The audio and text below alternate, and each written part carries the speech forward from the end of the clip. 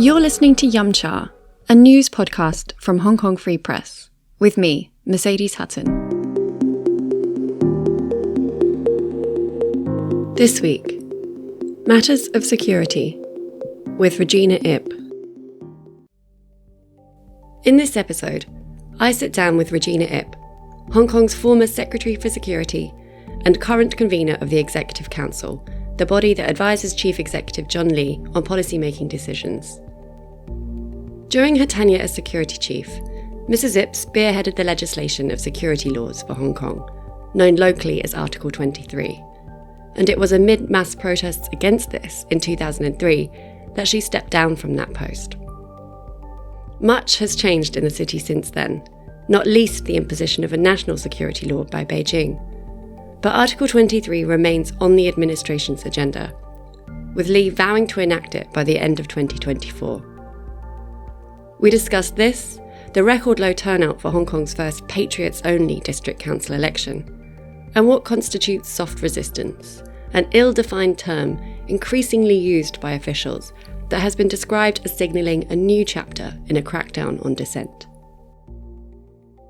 I am here with the inimitable Mrs. Regina Ip, convener of top government advisory body, the Executive Council, elected lawmaker and chair of the New People's Party. Welcome to our podcast. My pleasure. Thank you for taking the time.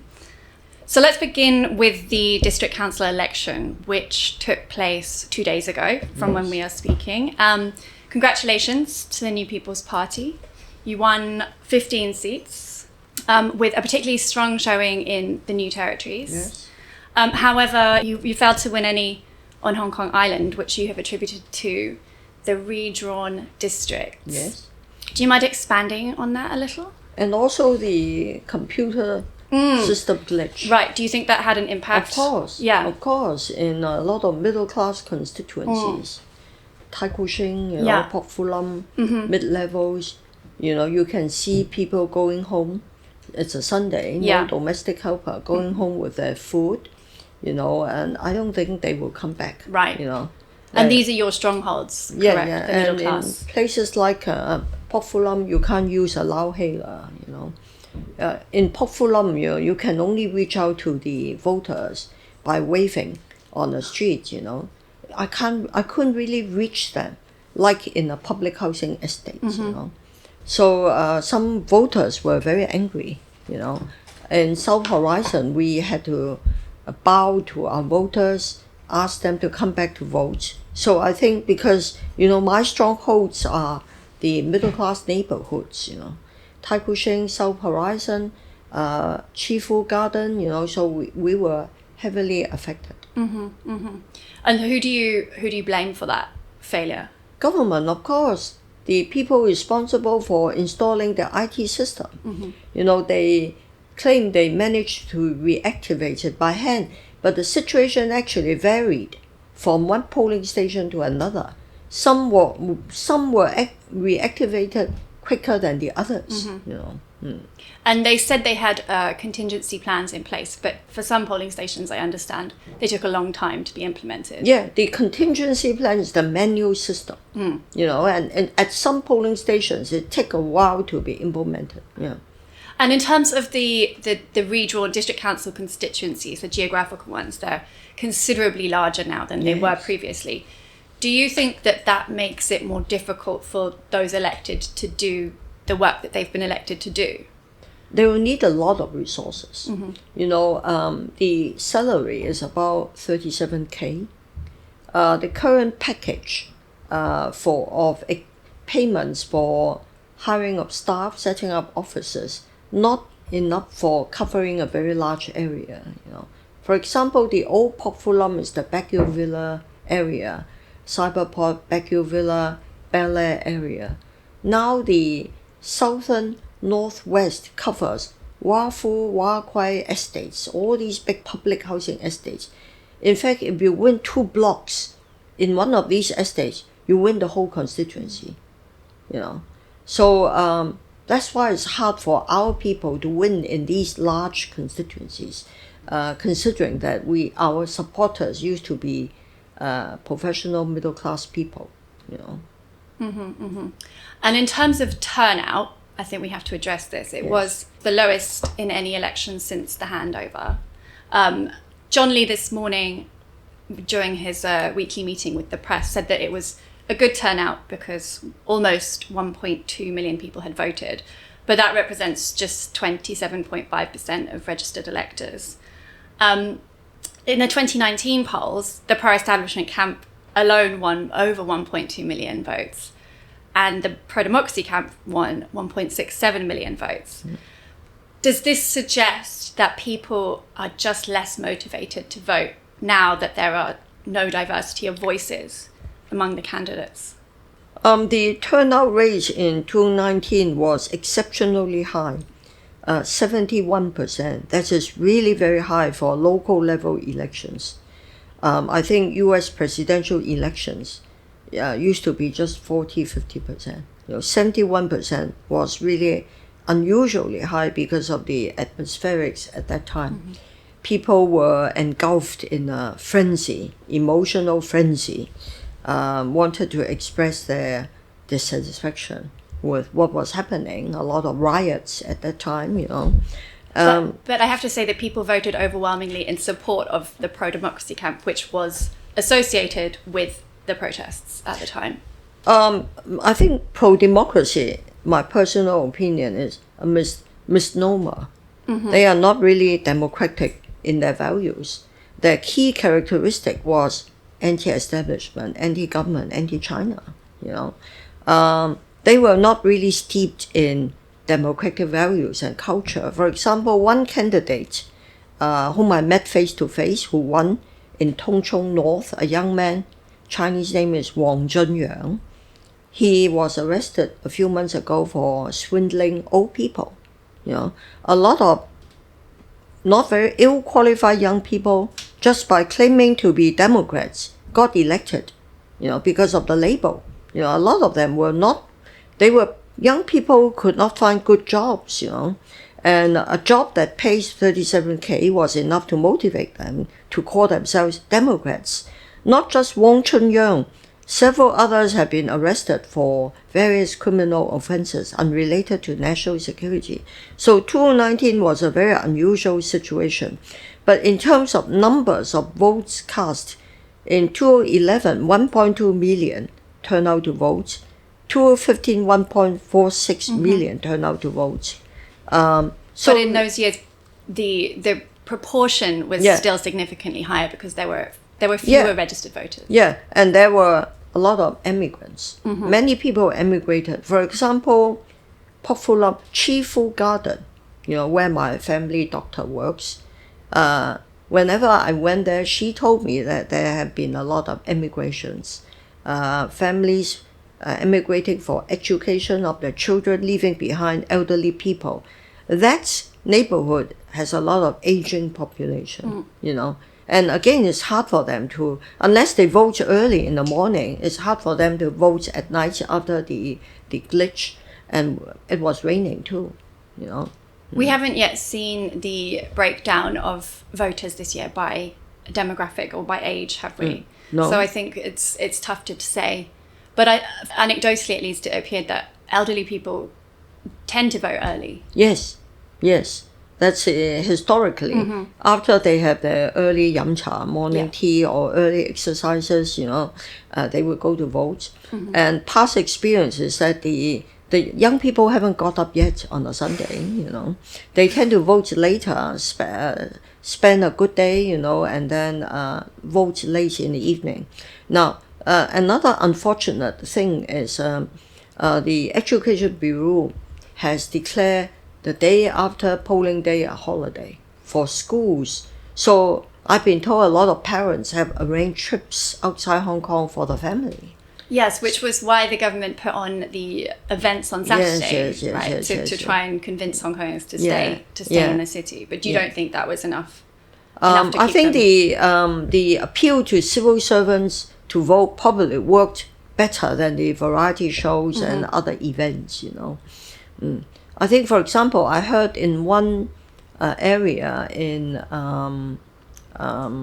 Shunli Discipline Service Quarters, the turnout rate was very high. the disciplined service members and their families turn out to vote. Surely that's in the Clearwater Bay area, you know. And civil servants were repeatedly encouraged to vote. Yes. But they were not, they won't be punished if they did not. So they were told, but they were encouraged to show their card, you know. Yeah. Do you think, considering the turnout and considering the technical failure on Sunday evening, do you consider this to have been a successful I think it election? met the expectations of the government, you know. I think it was as they have done it as well as they could in the circumstances. New style elections, change political landscape, and change district boundaries.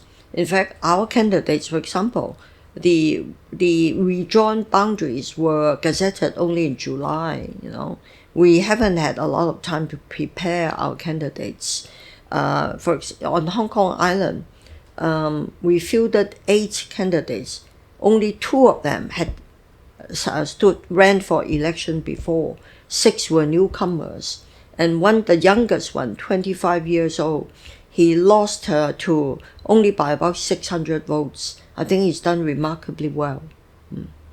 Do you think that the government did a good enough job of communicating to the public the changes to this election after the overhaul, which was approved only in July, which saw the number of democratically elected seats reduced from 452 last time to 88 this time, and essentially shut out the opposition? The government stressed the main argument for keeping out the opposition is patriots only. You know, Chief Executive said recently that he is glad there is no more room for traitors. But they didn't even get to the point where they could prove their patriotism because they didn't receive enough nominations from the 3 district committees responsible for nominating them, who were stacked with pro-establishment figures. Well, the system, the eligibility verification committee, there's this committee, and also the need to get nominations from the district committee members who are the trusted allies of government. These are clearly the safety measures installed by government to keep out those who are untrustworthy. You know, so the chief executive has been very consistent and very candid in its argument that we have to do it because this is an important plank of the governance system, and it must be for patriots only. I think he said recently, no more room for Panguoja, meaning the traitors. You know, and the Hong Kong Macau Affairs Office also said that we have succeeded in keeping out external forces, agents of external forces. That was John Lee said that this morning, and I was wondering if you could address that, because I'm unsure who these foreign forces are, who these external forces are, what their aim is, who they're working with in Hong Kong. It's very unclear. Well, we were in Hong Kong in 2019. There were clearly people with a lot of resources trying to overthrow the government. But you believe that all came from outside Hong Kong? Yes, definitely. Yes. And you have proof? I think the evidence will come out. One frontline policeman told me he arrested a young woman involved in digging out bricks in Kwai Chung, and when he searched her home, there were stacks of cash and a lot of designer bags. You know, and we have seriously, we have people, although they will not give their name, even in Wan Chai, nearby Cha Chan Tang, the cafe, local cafes told us there were young people changing their clothes in their cafe, money changing hands. And I was told somebody's relative wore black clothes among a group of people dressed in black, and suddenly she found $3,000 in her bag, in her pocket. A lot of money changed hands. And a lot of the rioters, the professionals among the rioters, they had military-grade equipment. And you think that this was coming from definitely external... from outside. Definitely from outside. There hasn't yet been any proof of that. Has Trudeau been able to give proof of who killed the Muslim, he made accusations. He did make accusations, yeah. But people normally don't give details of the intelligence they receive unless they have to give evidence in court. But definitely there were a lot of resources, a lot of money changed hands from various sources. Some say Taiwan, some say CIA, some say who were the billionaires who were wanted on the mainland or in Macau. There were all sorts of stories, but there were definitely a lot of resources, a lot of money changed hands. The reported 2 million who took to the street, a lot of them, I think, were truly peaceful, nonviolent, rational. Some were just young people swept away in a torrent of revolutionary fervor, trying to make changes, But you see, even when Mrs. Lam declared she withdrew the Fugitive Offenders Bill, 14 September, the riots became more and more violent. Unlike 20 years ago, because I think by that point, people the aim had changed. People were upset by how the police were perceived to have been treating the protesters. Well, not a single protester had been shot by the police. At that point. Well, compared to Europe, compared to West, certainly, our police behavior, conduct was exemplary by world standard. Whataboutism isn't really the point here. The point is by that point, I know that Ms. Lam had withdrawn the bill. However, the movement had evolved. The movement had become clearly an insurgency, in my opinion, because 20 years ago when I dealt with the National Security Bill, as soon as my old boss, Mr. Tong, said he would not press ahead with second reading, people went home peacefully. The protest was truly peaceful. But this time, even though the government made concessions, the protests became more and more violent. If you lay siege, if you sack the Legislative Council, it's not a civil protest. If you surrounded the police headquarters, if you attack the police with bows and arrows and laser pens, and you lay siege to university campuses, that's not civil protest. But anyway, you don't want to talk about 2019. You want to talk about something else, elections and maybe the way forward. Well, actually, I was thinking, you just mentioned Article 23 in 2003, so that's a great segue. Yeah.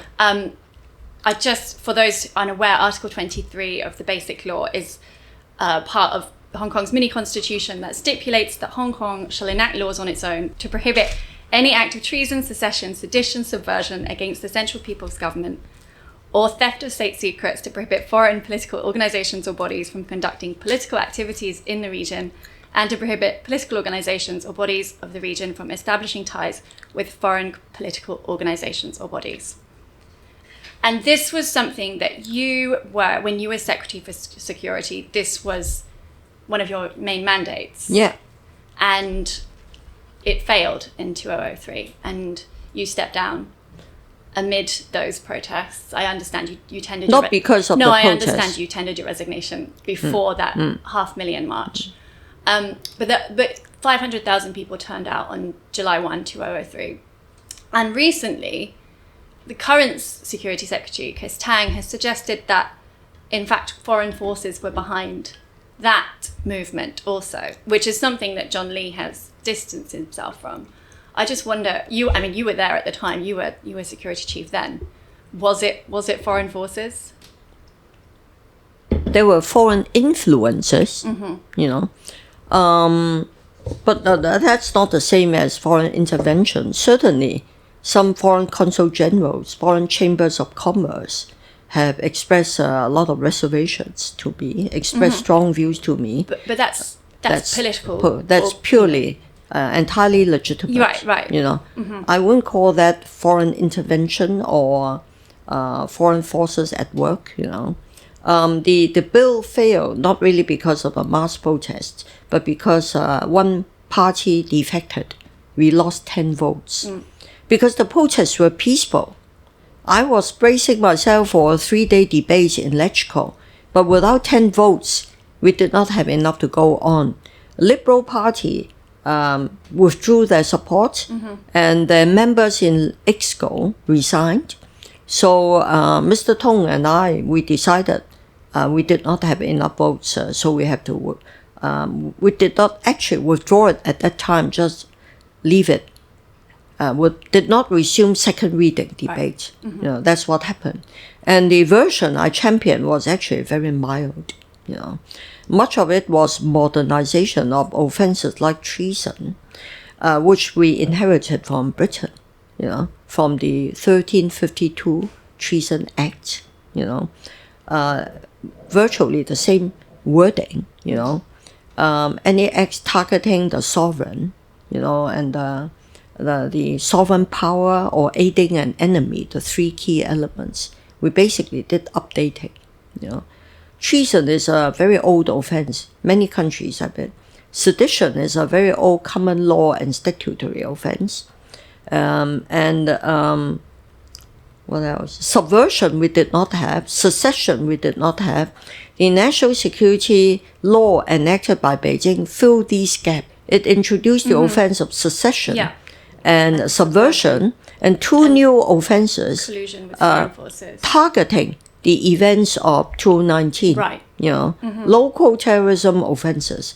Because in my time, the only anti-terrorism laws we had were to implement the decisions of the UN Security Council, outlawing Al-Qaeda, that sort of thing, cutting off their funding, that sort of thing, So we did not expect there to be terrorism, local terrorist attacks, like sacking the Legislative Council or attacking the police headquarters or shooting people with bows and arrows using explosives, making explosives at home, that sort of thing.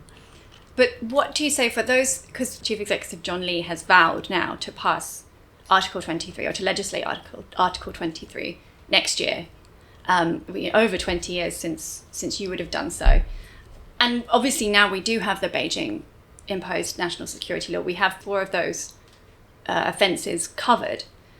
What do you say to those who argue that there is now no need for Article 23? No, the Beijing's national security law plugged the loopholes and created the offense of subversion and secession. And the government has been making use of these new legal provisions to prosecute, So my personal opinion, I must stress this is purely my personal opinion, is that there is no need to tinker with these 2 new offenses until we have court rulings or comments from the courts as to whether certain provisions were inadequate or not clear enough. Cases are underway. They are. There has been one successful prosecution, at least one, of secession. The young man, Tong Yin Kit. Yeah. Tong Yin Kit. The first case, sentenced to 9 years. So far, I'm not aware of any court comments that the relevant offenses were drafted unsatisfactorily. So I think we should wait for cases to be resolved, to be concluded, to see how the courts think. But theft of state secret currently is dealt with under the Official Secrets Ordinance, again, which we inherit from the British Official Secrets Act, which is very outdated, very archaic, They've recently updated it. Yes, and very stringent, very tough, They've expanded the ambit considerably. So Singapore also had very much more sweeping national security law, So has Australia introduced legislation a few years ago to deal with political infiltration, UK also, agents of hostile states, although they did not name which hostile state. I think we all have an idea whom they have in mind. So who do you think that is?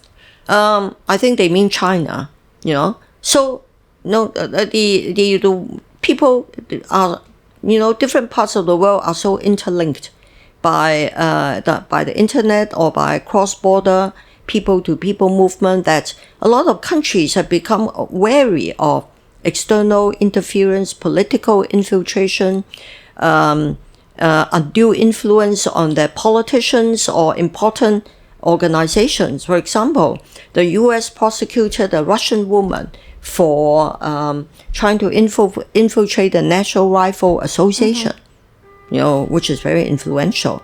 And she was charged with acting without registering as an agent of a foreign country, So maybe we need all these new laws in line with other jurisdictions. Right. But what do you say to those who suggest that perhaps Hong Kong is now too focused on national security at the expense of people's well-being, of people's livelihoods? I mean, I've got this is a two-pronged question. Crime has been going up in Hong Kong recently, largely led by online fraud. Yeah. And some people have suggested that that's because the security force is too focused on national security and not focused enough on kind of domestic issues. And separately, John Lee last week said that that was not the case, and the people who suggested that were using soft resistance. And I wondered if you could address this term soft resistance and try and explain what it is, because it's being increasingly used by officials and yet is incredibly vague and ill-defined. First, I don't think the rise in cybercrime, all sorts of financial fraud, cheating old ladies, has to do with the focus on national security. The police has a new national security department, and they have new resources for that, So they have not redeployed their resources at the expense of day-to-day constabulary duties, So I don't think that accusation is valid. As for soft resistance, I can't really speak on behalf of the government. As you say, they have not really defined it very clearly, maybe because it's hard to define. But what do you understand soft it to be? Probably means not unlawful, definitely something marginal in the gray area, not against the law, so that you can't catch them, charge them with an offense, but somehow it's against government. But is in a robust society, is it not beneficial to have those who criticize the government? So I think it's important to differentiate between commentary, fair commentary, fair comment, fair criticisms from just anti-government sentiments. I think it depends on the motive. How is that? How do you define a person's motive, though? That's an incredibly philosophical debate. Well, in criminal law, your mens rea is very important. If you do something with criminal intent, that's very important, But if you make a fair comment, say on the budget, government shouldn't spend so much money on whatever, light public housing. That's a fair comment. We are entitled to our views. A lot of our colleagues have expressed reservations on spending 30 billion on light public housing, although eventually we came round to supporting it. And maybe it's a good idea. After all, it is a good idea to help those who are truly living in abject conditions. Absolutely. And the waiting list is long, and it's grown recently. Yeah. I mean, my party, our affiliates have 2 transitional housing projects. And I can see the children, once they have moved into these more spacious accommodation, they're visibly far happier, It's really something for the good of the people. So I don't think the government has focused on national security at the expense of the people's welfare. In fact, the government has prioritized, solving the housing problem, building public housing. Sure, it's definitely a pillar of the administration. However, the waiting list has recently increased. What is it, 5.3 years, perhaps longer now, the average waiting time for those on the list for public government subsidized housing. That's why the government needs the light public housing. Which is essentially transitional housing by... Yeah. The difference is transitional housing uses used land or housing provided by voluntary agencies or developers, pending redevelopment. like public housing, make use of government lands, earmarked for gymnasium or schools or whatever. Okay. Going back somewhat to national security, recently, I think last week, ratings agency Moody's downgraded Hong Kong's outlook on credit rating, saying, following signs of reduced autonomy in Hong Kong's political and judiciary institutions, notably with the imposition of a national security law in 2020 and changes to Hong Kong's electoral system, Moody's expects further erosion of the city's autonomy of political, institutional and economic decisions to continue incrementally. And that was met by condemnation from the government, which you actually, and you kind of defended Moody's and said that you didn't think they would outright smear the government. They were a professional body and they would not engage in such thing. But do you think that the government's responses, automatically condemning such statements, is helping the city's reputation internationally? Actually, Moody's did not downgrade our credit rating. It only downgraded Hong Kong's outlook. Yes, which is different from our credit rating remains the same. Right. Moody's also downgraded the U.S. Investment outlook because of the heavy debt, the rise in national debt. So from my own experience, the right way to deal with it is to do more explanation. Right. To tell them that under one country, two systems, we have an obligation to safeguard national security. And we continue to have highly independent and robust judiciary. And we have consistently upheld LGBT rights. And the courts have actually granted bail to national security suspects in many cases. Very few. Handful. Yeah. At least 25. At least 25, according to the statistics I've got. Despite higher thresholds, they have also quashed the conviction against Bao Choi, the RTHK reporter, and they have rejected the government's application for injunctions against Google. They did not. The injunction application actually did not name anyone. It didn't. No, but against anyone who commit 4 acts. That appeal will be heard. We'll wait to see. Yeah. Certainly, yes. There are some. I think we ought to do more engagement and constructive discussions. Certainly, there are. In terms of LGBT rights, the courts, the Court of Final Appeal, particularly has upheld all cases. Exactly. Yeah, yes. all cases. However, there are countless people who are sitting in jail at the moment, or in detention, I should say, on remand, awaiting trial. I'm thinking about the 47 Democrats who have been detained, most of them, since March 2021. Their trial finally came to an end just over a week ago. We don't know when the verdict will be. So that's by the time the verdict comes, most of them will have been detained for more than 3 years. I think while you can commend the court in some cases, but international governments say that the law is not being applied equally. Well, this what we call 35 plus and what the Western media call NSL 47 case is a very serious case, and 31 pleaded guilty.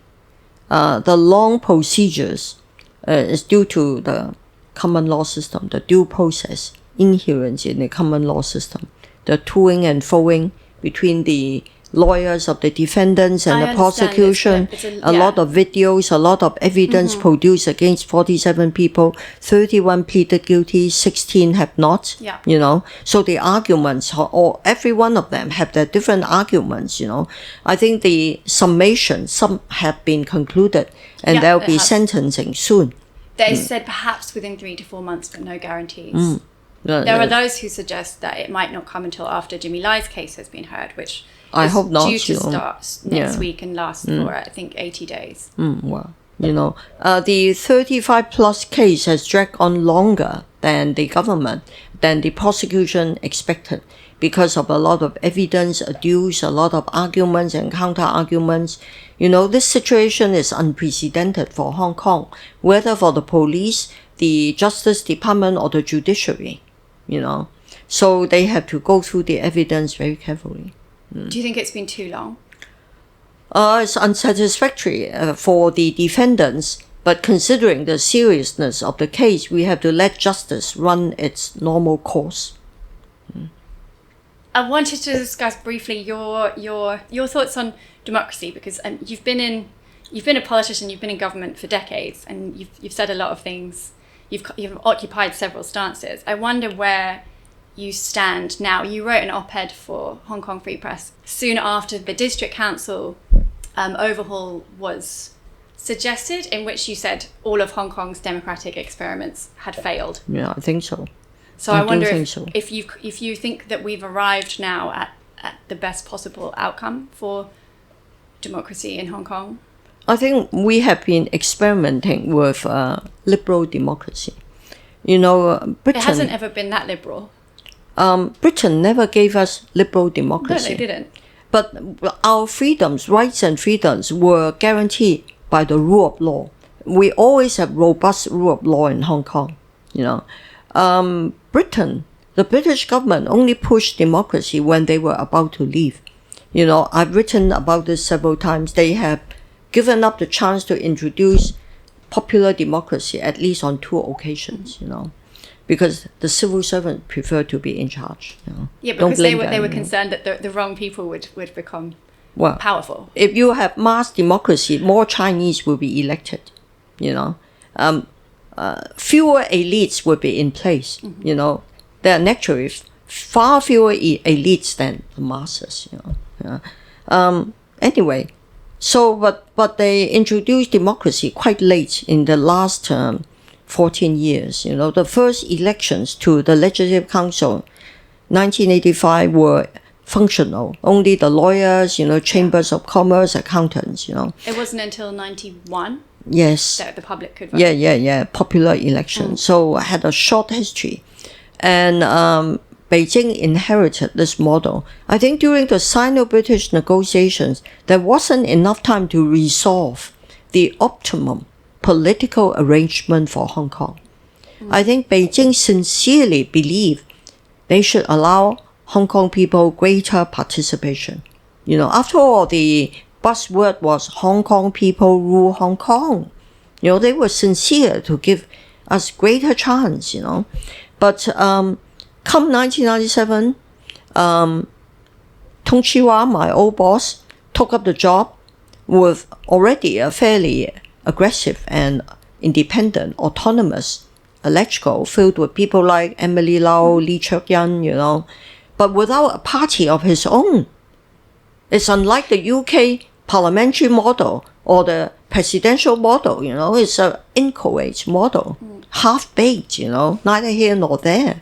So he had to appoint political leaders like James Tien, Zheng Yuxing, to EXCO, to form a sort of coalition government, But these elected party leaders, they all have to keep an eye on their popular support, So if a government bill like Article 23 seemed to be causing problems for them, in the upcoming elections, they jump boats, So it's been very difficult.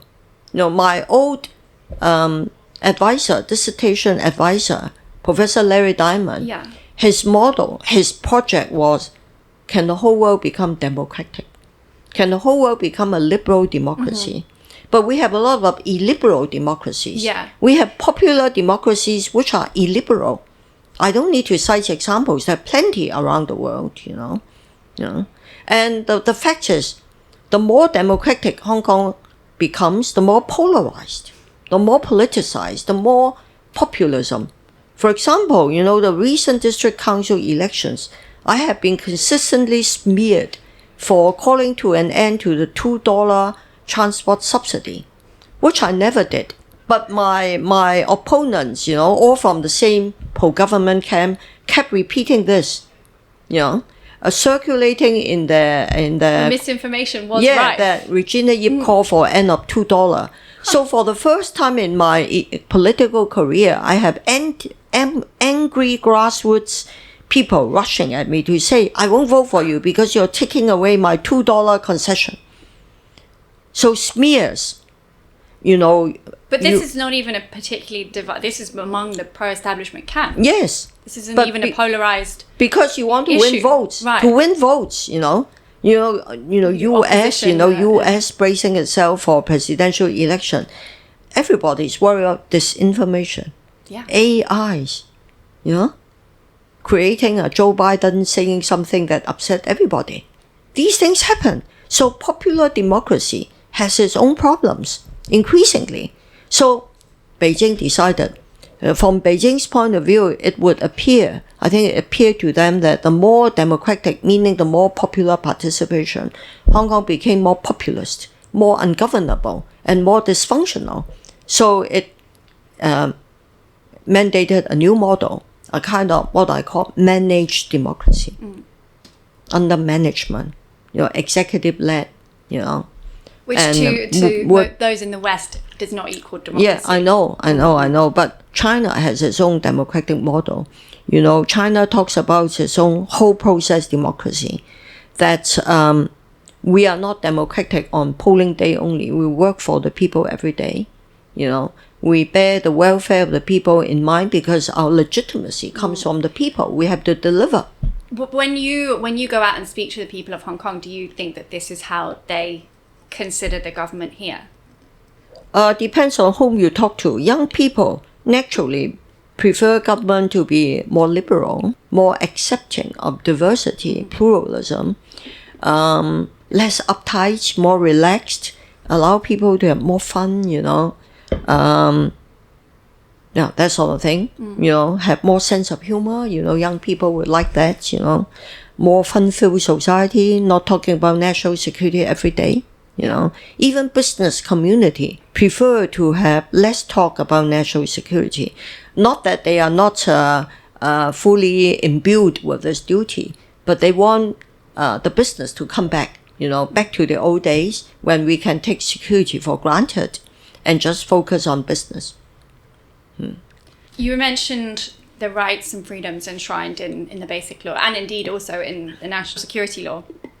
However, in terms of press freedom, which is something that is close to our hearts at Hong Kong Free Press, Hong Kong has plummeted in the recent decades. So from 18th place globally in 2002 to 140th this year. And it really fell after the National Security Law was implemented, from 80th place in 2021 to 148th in 2022. And of course, in 2021, we had Apple Daily, Stan News. Their newsrooms were raided by National Security Police. Several of their staff were arrested. Those cases are going through or are yet to begin in courts. Do you think that press freedom in Hong Kong is intact? Officials repeatedly say so. These ratings, are heavily influenced by Western media portrayals.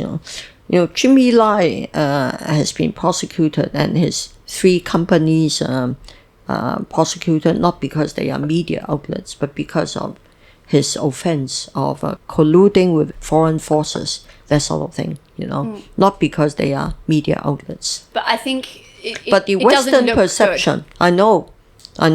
I know the perception seems to be the common way of the Western media is to call it a media crackdown.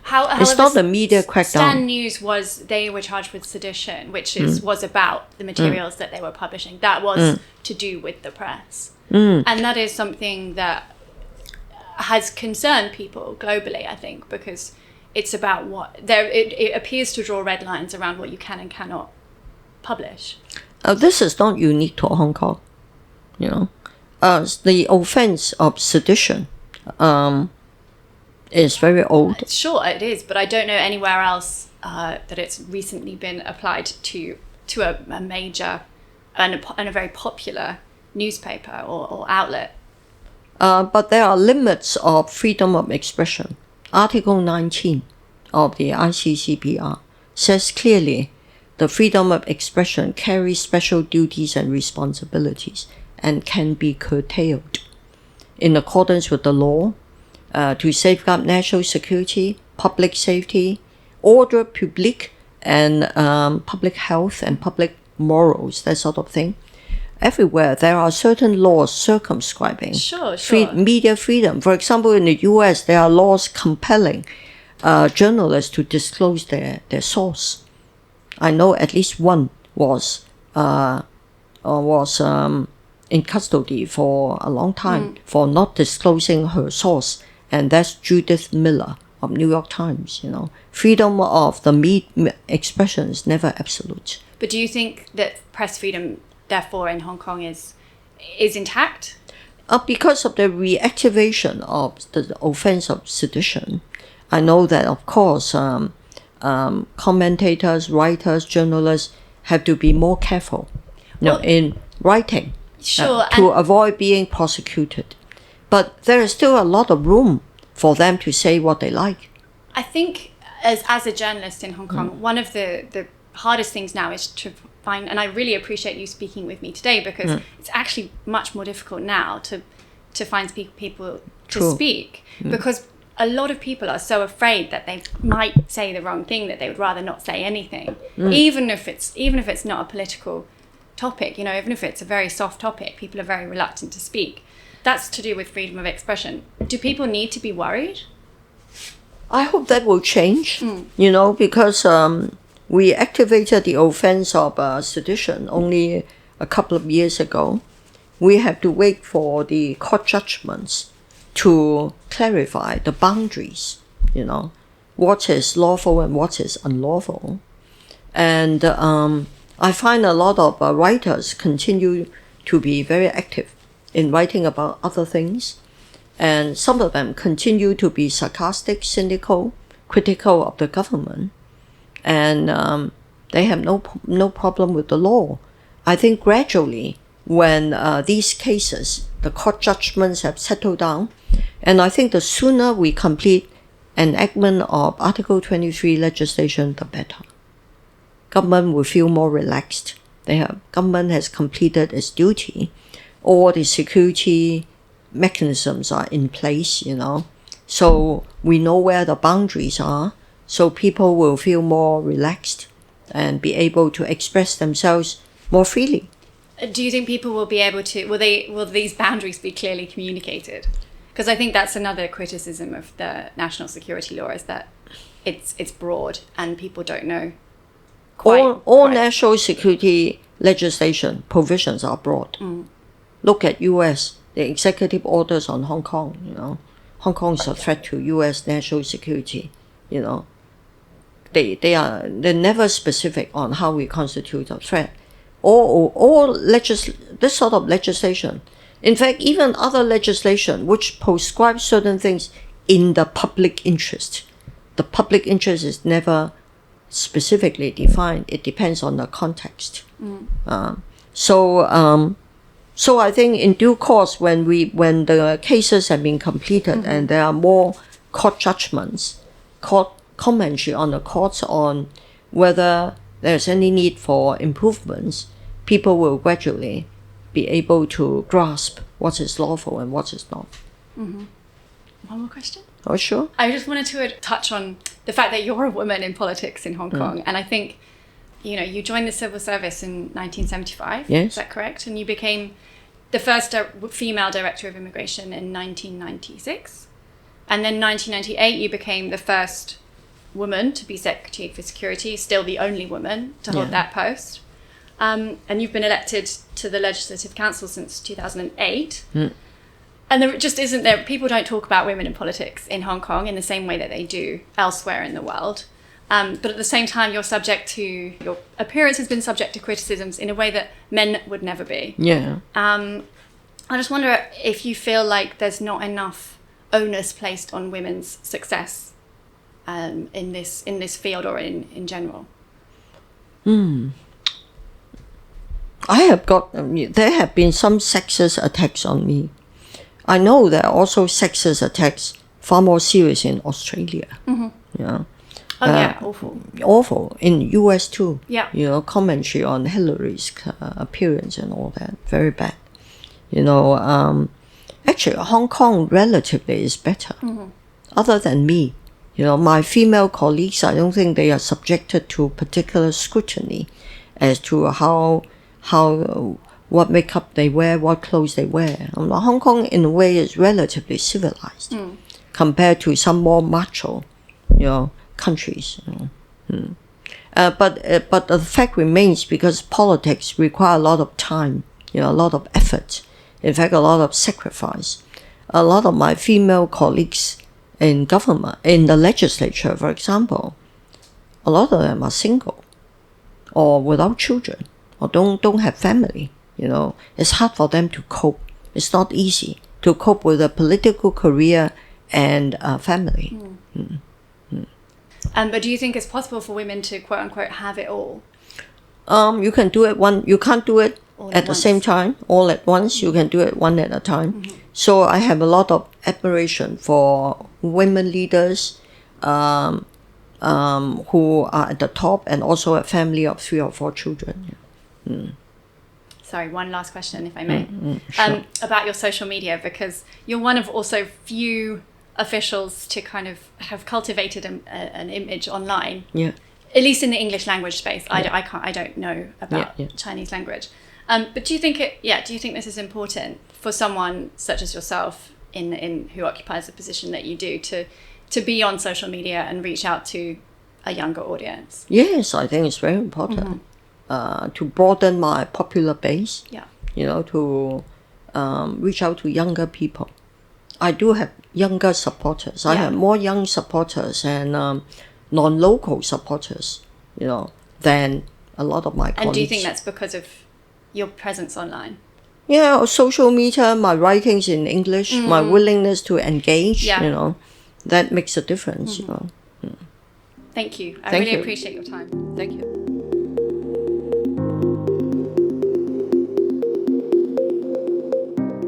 That's it for this episode, with Executive Council convener Regina Ip. You've been listening to Yumcha, a news podcast from Hong Kong Free Press. Written, produced and edited by me, Mercedes Hutton. HKFP is a member of the Trust Project. Find out all about our journalistic standards by visiting hongkongfp.com/ethics. And for more informative and impartial coverage, and to learn how to support our journalist-led newsroom, visit hongkongfp.com.